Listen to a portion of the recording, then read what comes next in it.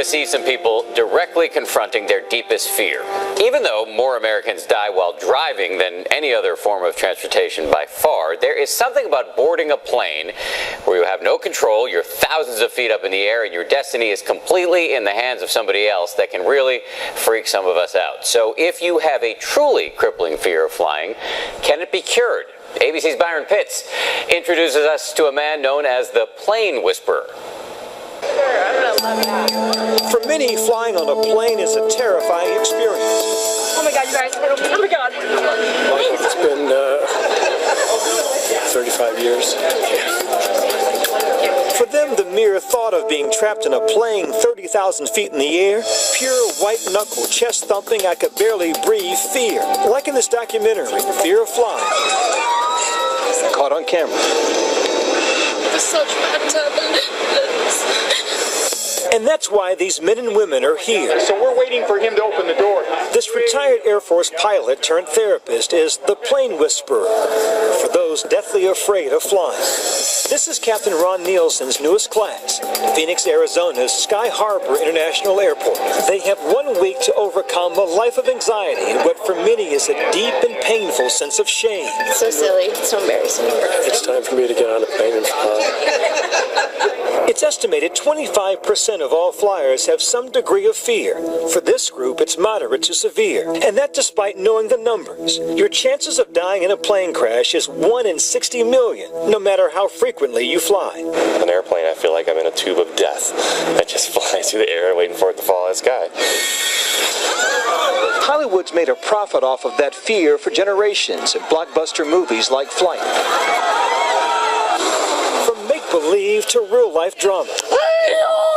That Malaysian airline mystery has the globe on edge, and those truly afraid of flying in a near panic. It makes you not want to fly.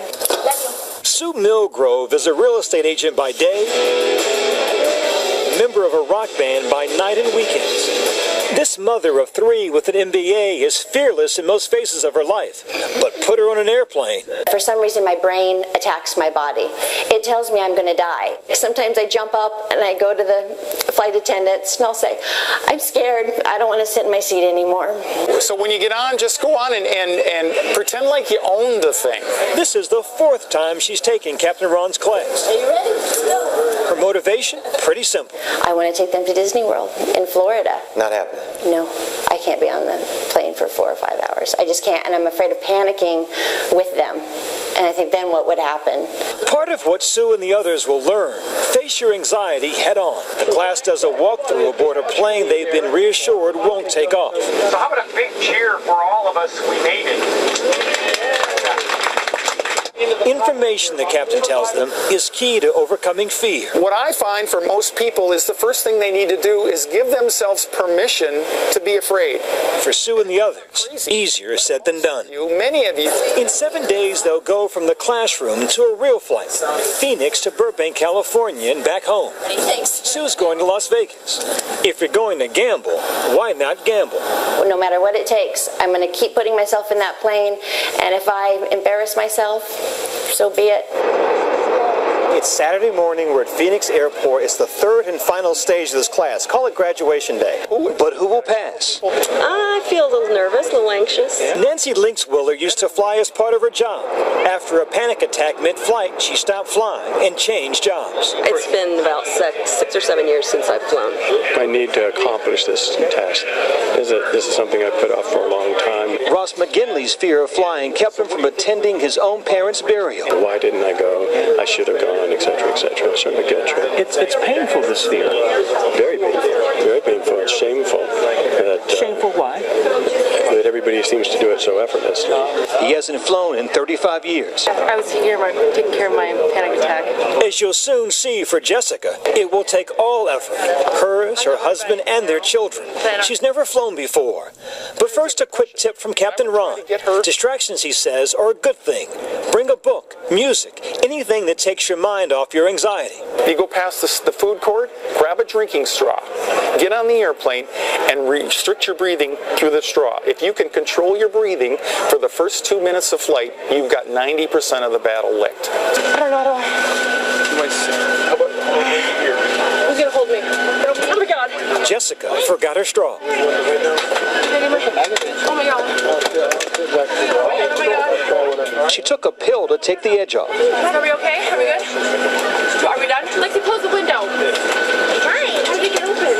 What happens when you take that much medication? I didn't take a lot. I know. She only took one. Yeah. But what happens is then you end up inducing some anxiety in yourself, okay? Captain Nielsen says no alcohol and no drugs unless prescribed by a physician. Self-medication, he says, might only add to your anxiety. And Jessica has plenty of that. It's going to crack open. But you're focused on anything but the thing that you should be focusing on is you, okay? Yeah, I know. I don't want to die.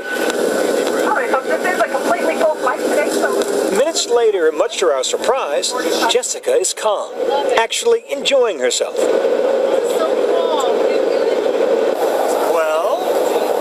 I am very well. You're smiling. Yeah. It wasn't as bad as I guess I thought. I think maybe this is my first time flying, so just getting over that hurdle. It's actually beautiful. I'm sorry. And Jessica's classmate Nancy, the joy of overcoming her fear overwhelms her. Gosh, it's like the world opens up again. The landing was as smooth as the flight. Jessica spoke, should we say, screamed for everyone in the class. Everyone but Ross. Although he kept quiet the entire flight, he was horrified. The beginning and the end are I'm actually thinking about driving back. The anxiety overwhelming. He decided to drive back to Phoenix, alone in a car for 6 hours with more regrets, more shame. Oh, Lord. But remember, it's taken Sue 4 classes to get to this point. It wasn't easy, but she made her flight to Vegas. As for the rest of the flyers, I love to take credit for it, but it has nothing to do with me. It's always to do with you guys. Captain Ron rewards them with a certificate. Once again, you've cheated death by flying with me. But the real reward is having traveled from fearful to fearless. It's like a little adventure when you get on the plane. It's just an adventure, that's all it is, you know? People who have a fear of doing this kind of stuff, or they feel like they don't have control of things, but you know what? I think the best part is not having the control, not having it. Do you know what I mean? Just letting it go. I appreciate it. For Nightline, I'm Byron Pitts in Phoenix.